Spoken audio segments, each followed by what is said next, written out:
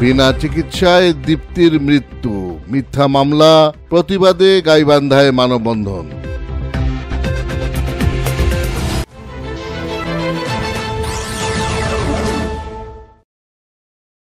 আসসালামু আলাইকুম। এমকে টেলিভিশনের নিয়মিত সংবাদে আপনাদের স্বাগত জানাচ্ছি আমি শারমিন মিনা। এতক্ষণ শুনছিলেন সংবাদ শিরোনাম, এখন ডেস্ক থেকে বিস্তারিত। বিনা চিকিৎসায় দীপ্তির অকাল মৃত্যুর সঠিক তদন্ত ও সহপাঠীদের বিরুদ্ধে হয়রানিমূলক মিথ্যা মামলা প্রত্যাহারের দাবিতে গাইবান্ধায় মানববন্ধন অনুষ্ঠিত হয়। বুধবার দুপুরে গাইবান্ধা শহরের ডিবি রোডে গানাস মার্কেটের সামনে গাইবান্ধাবাসীর আয়োজনে এই প্রতিবাদ মানববন্ধন অনুষ্ঠিত হয়। এ সময় বক্তব্য রাখেন নিহত দীপ্তির বাবা শহীদুল ইসলাম মাজু, বোন মার্জিয়া ইসলাম, ভাই বাঁধন ইসলাম, শাওন ইসলাম, বন্ধু রায়হান শীতল, রাশেদ বাবু, তন্ময়, শ্রাবণ, আব্দুল্লাহ সানি, সুমন মিয়া সহ আরো অনেকে। বক্তারা বলেন, আইসিইউ সেবা বরাদ্দ 7,000 টাকা দিতে ব্যর্থ হওয়ায় জরুরি বিভাগের মেঝেতে 9 ঘন্টা ফেলে রাখা হয় দীপ্তিকে। তারপর তার মৃত্যু ঘটে। হাসপাতাল কর্তৃপক্ষের অবহেলায় মৃত্যু হয়েছে বলে দাবি করেন তারা।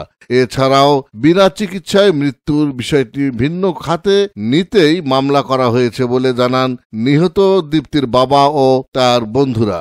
এই ঘটনার তীব্র নিন্দা ও প্রতিবাদ জানান তারা এবং সুস্থ তদন্ত করে দোষীদের দৃষ্টান্তমূলক শাস্তির দাবিও করেন তারা। বিনা চিকিৎসা অক্সিজেনের অভাবে মারা যায়, এটা সুস্থ তদন্ত হোক আর হয়রানিমূলক মামলা বন্ধ করা হোক।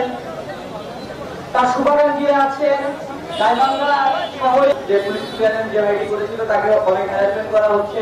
তিনি তার সাথে কথা বলার পর এক সিলিন্ডার 7,000 টাকা, তার মৃত্যুটা কি 7,000 টাকা নির্ধারণ করা হয়েছিল?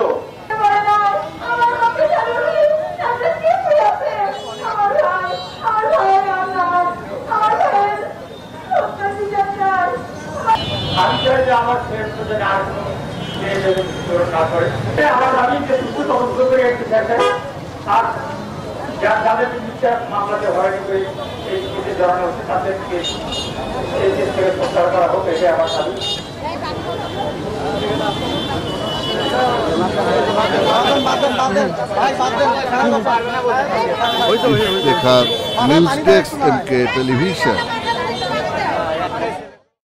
শেষ করছি এমকে টেলিভিশনের নিয়মিত সংবাদ।